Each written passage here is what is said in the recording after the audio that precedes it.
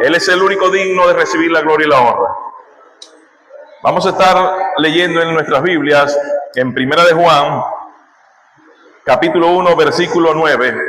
En el versículo 9 vamos a concentrar nuestra enseñanza el día de hoy. Dice así la palabra del Señor: si confesamos nuestros pecados, Él es fiel y justo para perdonar nuestros pecados y limpiarnos de toda maldad. Si confesamos nuestros pecados, así lo dice el apóstol Juan. El apóstol Juan fue el discípulo amado. ¿Cuántos se recuerdan de eso? El discípulo amado al cual Dios, Jesucristo, envió un ángel para que le diera toda la revelación de lo que es el libro de Apocalipsis. Y no solamente escribe Apocalipsis el apóstol Juan, el discípulo amado, sino que también escriben algunas epístolas en el cual Dios se glorifica a través de ellas. En esta noche vamos a analizar estos versículos, porque siempre hemos hablado acerca del perdón, ¿no? Y hablamos acerca del perdón que tenemos que tener los unos con los otros. Y también hemos hablado acerca de la santidad de Dios. ¿Cuántos saben aquí lo que es santidad? Lo hemos explicado muchas veces. Hemos dicho que santidad significa estar apartado para Dios. Ser santo significa estar apartado para Dios, apartado del mundo y consagrado a Dios. Eso es lo que significa la palabra santidad, apartado para Dios.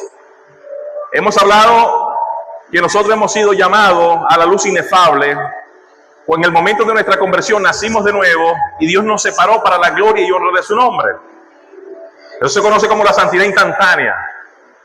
Posteriormente viene la santidad progresiva, que es cuando nosotros tenemos que hacer un pequeño esfuerzo y dejar que el Espíritu Santo de Dios nos ayude para que podamos dejar todas aquellas cosas que aún siguen operando en nuestras vidas, que no le agradan a Dios y que se llaman pecado.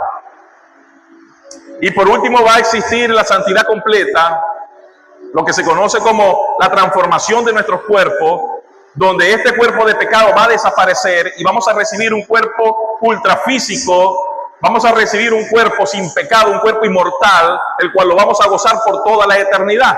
Pero eso tiene su tiempo y tiene su etapa.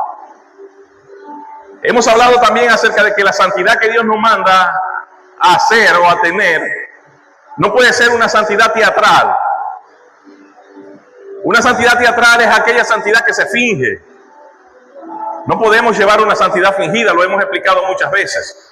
Pero pocas veces hemos hablado acerca del perdón de Dios para con nuestras vidas, después de ser cristianos. Todos nosotros sabemos que todos los que estamos aquí estamos en este lugar porque hubo un momento en la eternidad de Dios cuando Dios tomó la decisión de morir por el hombre, sabiendo que el hombre iba a pecar. Y la Biblia dice que por cuanto todos pecaron están destituidos de la gloria de Dios. Romanos capítulo 3, versículo 23. Dice, por cuanto todos pecaron están destituidos de la gloria de Dios. No había justo ni aun uno, dice la palabra de Dios. Todos los seres humanos estábamos en pecado. Estábamos condenados a un destino de tormento, lejos de Dios, lejos de la paz de Dios, lejos de su presencia. Pero Dios en su misericordia infinita nos amó y se entregó a sí mismo en la cruz del Calvario por todos y cada uno de nosotros. ¿Cuántos dicen amén? Dios se entregó, dio lo más apreciado que tenía, nos dio a nuestro Señor Jesucristo a morir por nosotros en la cruz del Calvario. Como decía nuestra hermana Virginia en medio de la adoración, en medio de la alabanza, decía, ¿cómo no vamos a adorarte, Dios? ¿Cómo no te vamos a adorar? Tú te mereces toda la gloria, tú te mereces toda la honra, tú te mereces toda la adoración. Y es verdad, todos los latigazos que usted y yo merecíamos, Jesucristo los sufrió por amor a usted y por amor a mí. La Biblia dice que nosotros no hemos resistido en contra del pecado, no hemos resistido como es, que Jesús resistió contra el pecado, dice la Biblia, aún hasta el extremo máximo de sufrimiento.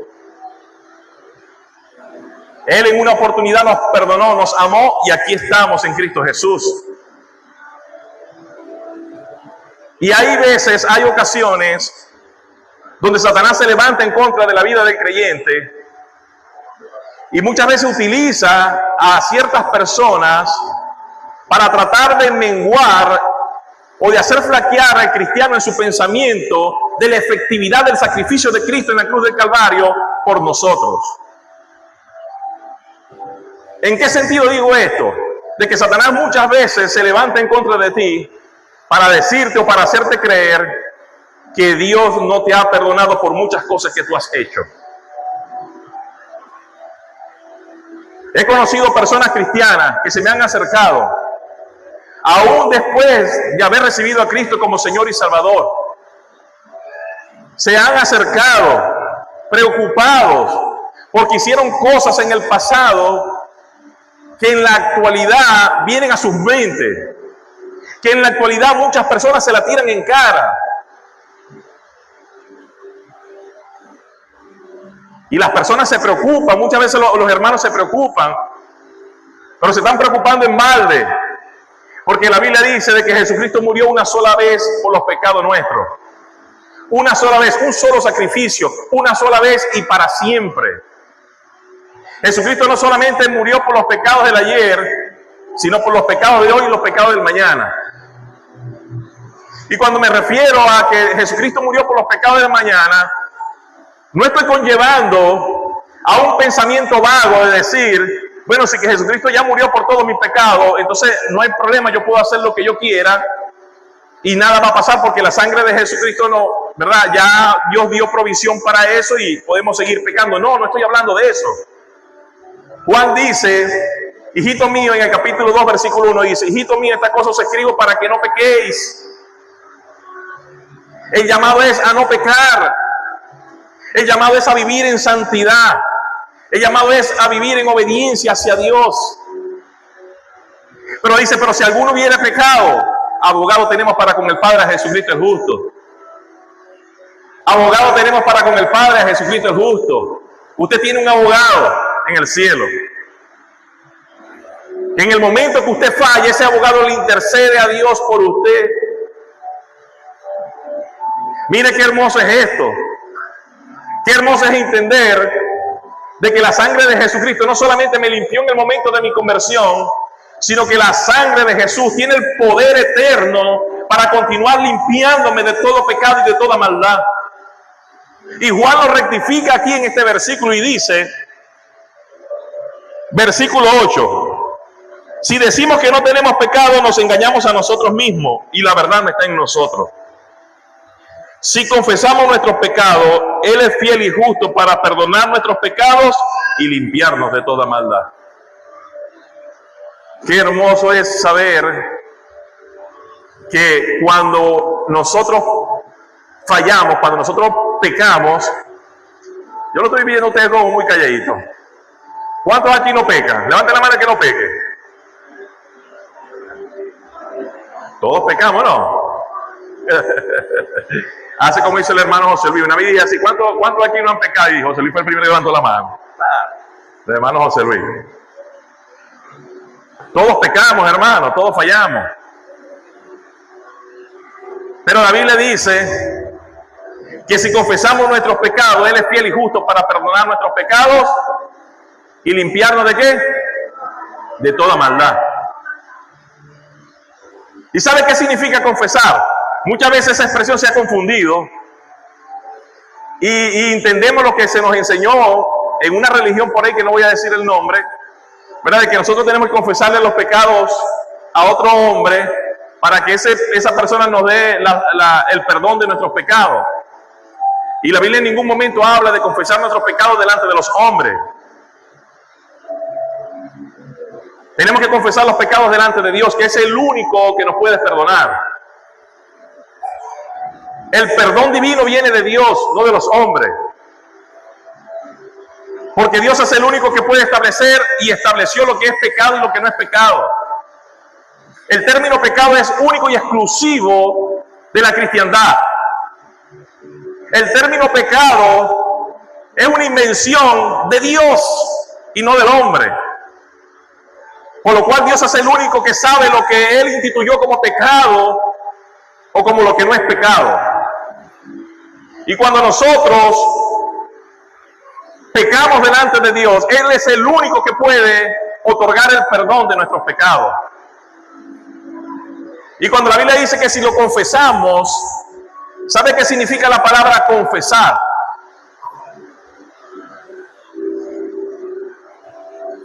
Viene de la palabra griega homologeo, que significa tener el mismo pensamiento. Significa estar de acuerdo. Mire lo que significa la palabra confesar. Hay veces creemos que confesar es ir automáticamente y repetir: Señor, mira, yo pequé, yo hice esto y esto y esto. Y eso va más allá de una confesión verbal. La palabra confesar significa ponerme de acuerdo, estar de acuerdo, ser del mismo pensamiento. ¿De quién? De Dios. Es entender que si Dios dijo que esto era pecado, arrepentirse significa de que yo me hago uno con Dios y yo le reconozco a Dios delante de Él que le fallé, porque Dios dijo que eso era una falla y que eso estaba mal.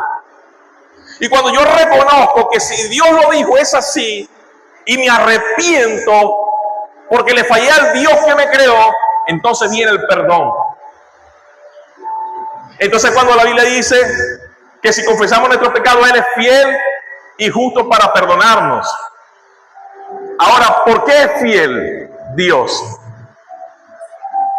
¿Acaso Dios se debe a nosotros? ¿O acaso nosotros nos merecemos el perdón? ¿O acaso antes lo merecíamos? Usted nunca se ha puesto a analizar ese versículo, porque dice que porque Dios es fiel. Dios es fiel a sus promesas. Dios es fiel a lo que ya Él instituyó. Y la confesión de pecado está constituido, ¿verdad? No solamente en el nuevo pacto, sino en el antiguo pacto. Existía la confesión de pecado delante de Dios. El ponerse de acuerdo con Dios, el ser uno en el mismo pensamiento de Dios. Ya existía. Dios es fiel a su promesa, porque Dios ya había establecido que las personas que confesaran su pecado delante de Él iban a recibir perdón. Por eso es que la Biblia dice de que Dios es fiel. ¿A qué? A sus promesas. Y también dice que es justo para perdonarnos. Ahora, ¿por qué dice que es justo Dios para perdonarnos?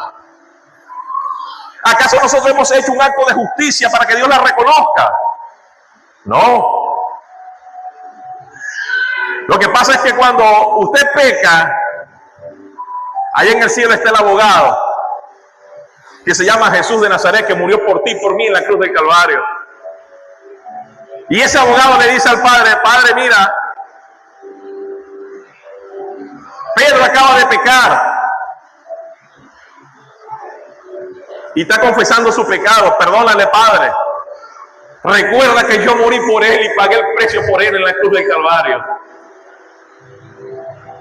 Recuerda, Padre, que ya yo pagué esa falta en la cruz del Calvario. Entonces Dios, que es justo, no piensa en la justicia suya, porque no existe. Piensa en lo que Jesucristo hizo en la cruz del Calvario.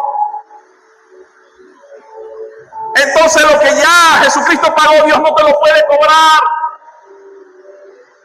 Y por eso es que Él se levanta en su justicia y en sus promesas, y el perdón de Él viene nuevamente a nuestras vidas por medio de la sangre de Jesús. Qué hermoso es entender esta realidad.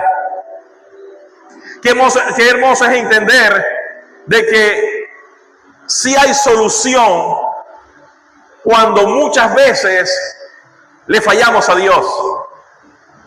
Sí hay remedio cuando muchas veces pecamos, y muchas veces lo hacemos de forma deliberada, consciente de que estamos fallando y de que estamos haciendo lo malo ante Dios. Y somos débiles muchas veces ante la tentación y cedemos, y muchas veces pecamos delante de Dios. En esta noche, Dios te ha traído a este lugar para decirte que si has fallado, que si has pecado, abogado tienes para con el Padre. En esta noche Dios te ha traído a este lugar para decirte que si hay oportunidad, que si hay perdón para tu pecado, porque ya Dios los perdonó en Cristo Jesús. Dígale al que tiene al lado, hermano, nuestros pecados han sido perdonados. Dígase. Nuestros pecados han sido perdonados. Miren lo que dice la Biblia.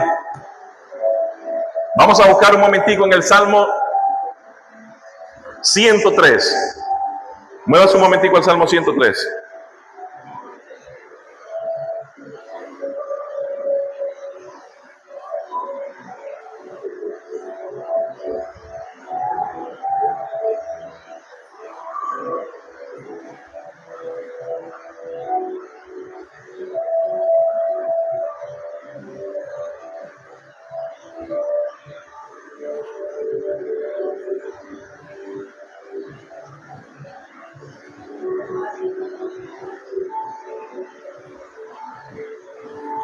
Salmo 103, versículo 12. Mira cómo dice la palabra del Señor. Cuanto está lejos el oriente del occidente, hizo alejar de nosotros nuestras rebeliones. Lo volvemos a leer. Cuanto está lejos el oriente del occidente, hizo alejar de nosotros nuestras rebeliones. Salmo 103, escrito por el salmista David. Un hombre que entendía lo que era el perdón de Dios. Un hombre que llegó a los extremos de asesinar por causa de su propia concupiscencia. Y ese hombre entendió un principio importantísimo y lo escribe. Y dice, como está lejos el oriente del occidente, así hizo alejar de nosotros nuestras rebeliones. ¿Por qué la palabra de Dios no dice como está lejos el norte del sur? Que podría haberlo dicho, son 4 puntos cardinales. Pero escoge esos 2. ¿Por qué no norte y sur? Es sencillo. Mire cómo Dios en su inspiración divina nos enseña un punto tan importante y tan profundo. Cuando en los tiempos del rey David no existían los principios científicos que existen hoy día. No se sabía mucho acerca de las coordenadas. Y mucho menos que el Polo Norte tenía un punto de partida y un punto de llegada. De que el norte y el sur, una persona que comienza a caminar de aquí al norte, llega al Polo Norte y la brújula te indica cuando tú pasas el Polo Norte de que te dirijas hacia el sur. Y los aviones y todo seguían por ahí, por el magnetismo que existe en el Polo Norte. Hay un punto de encuentro, pero jamás ni nunca hay un punto de encuentro entre el este y el occidente. No existe un punto de encuentro entre el este y el oriente. No existe un punto de encuentro. Usted puede comenzar desde aquí y comienza a dar la vuelta y parte del este hacia el occidente y nunca va a tener un punto de llegada. Usted podrá darle vuelta al mundo 1.000, 2.000, 3.000 millones de veces y siempre la brújula le va a decir este, porque no hay un punto donde llegar. Ahora, ¿qué sentido tiene esto? Es sencillo. Cuando Dios te está diciendo, aplicando en esos tiempos un principio científico que no era conocido o bien conocido, Dios te está diciendo de que Él agarró todos tus pecados y los míos. Él agarró todas tus rebeliones. Él agarró todas las cosas malas que tú hiciste y la colocó en un punto donde jamás ni nunca podrá ser encontrado. Un punto infinito, indicando que cuando Dios te perdona lo hace para siempre, indicando que cuando Dios te perdonó, Dios se olvidó de tus pecados, porque la sangre de Jesucristo te limpió de toda maldad. Ahora, Sí podemos entender eso, ¿verdad? Dios agarró nuestros pecados y los desbarató. Nunca deje que el diablo, ni ningún demonio, ni ningún ser humano le tire nuevamente los pecados antiguos en su cara. Todos sus pecados fueron limpios por el poder de la sangre de Jesús. ¿Cuánto dicen amén? Tenemos esa seguridad. Tenemos esa seguridad. Y nos gozamos y alabamos a Dios por eso. Entendiendo no con esto que podemos llevar una vida de libertinaje. No estoy enseñando aquí de que tenemos que andar una vida de libertinaje, libertina, porque la sangre de Cristo siempre nos va a limpiar. No estoy diciendo eso. Dios nos manda a vivir una vida en santidad y en obediencia. Cuando a la mujer adúltera la iban a apedrear, que Jesucristo llegó y todo el mundo tenía piedras en la mano y le dijeron: Señor, mira, ella acaba de cometer un adulterio, ¿qué debemos hacer? Y Jesús se los quedó mirando y les dijo: bueno, el que esté libre de pecado, que tire la primera piedra. Yo me imagino que el Espíritu Santo de Dios comenzó a redarguirlos a todos. Y le comenzó a pasar una película en la mente de todas las porquerías que habían hecho. De todas las porquerías y las cochinadas que ellos mismos habían hecho. Y todos comenzaron a dejar las piedras. Y Jesús le pregunta a la mujer: ¿dónde están los que te condenaban? Se han ido todos. Yo tampoco te condeno, dijo el Señor. Tampoco te voy a condenar, te perdono. Pero anda y no peques más. Anda y no peques más. Dios perdona tu pecado, cualquiera que sea. Pero el Señor te dice: no peques más. Vive una vida de santidad. Honra a Dios con tus hechos. Honra a Dios con tu vida. La Biblia dice que nosotros tenemos que ser dignos de la vocación con que fuimos llamados. ¿Y qué es ser digno? Caminar a la misma altura de ese llamamiento. Jesús murió en la cruz del Calvario. Eso no fue fácil, darnos esa bendición del perdón no fue fácil para Jesús. La Biblia dice que Él fue quebrantado por nuestros pecados, molido fue por nuestras rebeliones.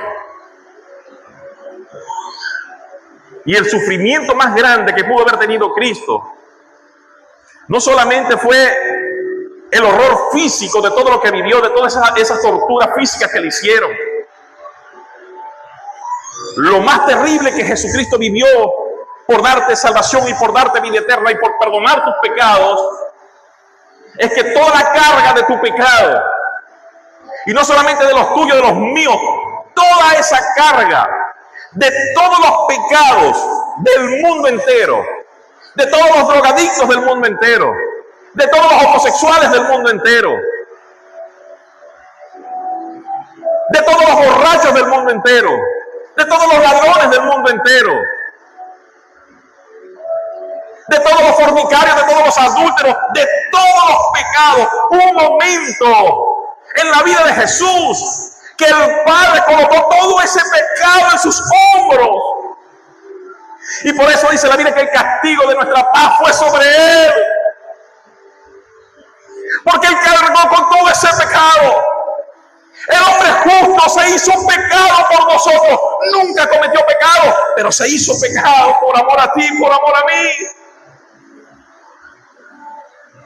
Y cuando Jesús carga todo ese pecado,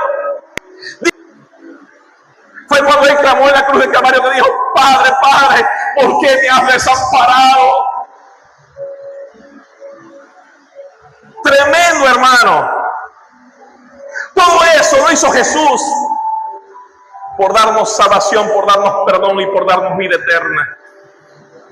¿Y cómo podemos nosotros no pagarle porque no tenemos nada como pagarle? ¿Cómo podemos nosotros agradecerle a Él viviendo una vida de santidad y en obediencia, siendo digno de lo que Él hizo por ti y por mí en la cruz del Calvario? No hay nada que tú puedas hacer. No hay dinero que tú le puedas dar a Dios para compensar lo que Él hizo. No lo hay. Lo único que podemos hacer es rendir nuestras vidas a Él. serle fiel, obedecerle, llevar una vida cristiana con honestidad, llevar una vida cristiana verdadera y ya dejar de estar fallando y dejar de estar caminando como niños y vivamos una vida en santidad y en obediencia. Yo quiero que pasemos todo al altar. Vamos a pasar todos así. Vamos a romper un poquitico el esquema de los cultos. Hay veces el esquema le hace mal a la gente. ¿Sabía usted eso? Hay veces el esquema le hace mal a la gente. Tráigase a su familia, tráigase a su esposo, a su esposa, a sus hijos. El que trajo familia, véngase con su familia agarrado de las manos. Abrace a sus hijos, abrace a sus esposas, abrace a sus esposos, abrácense todas las personas. Y el que no tenga familia física, acuérdense que todos somos una familia en la fe, ¿verdad, hermano Guillermo? Somos una familia grande de la fe. Alabado sea el nombre de Dios. Vamos a abrazarnos. Dale un abrazo a su hermano. Dale un abrazo a su hermano. Dígale, hermano, te amo. Dígale al hermano que lo ama. ¿Qué tiempo tiene que no le dice a su hermano que lo ama? Dígale, hermano, te amo. Dígale, qué hermoso es amarnos los unos a los otros. Reflejar el amor de Dios en nuestras vidas. Qué hermoso es el entender de que el que no ama no es de Dios, porque Dios es amor.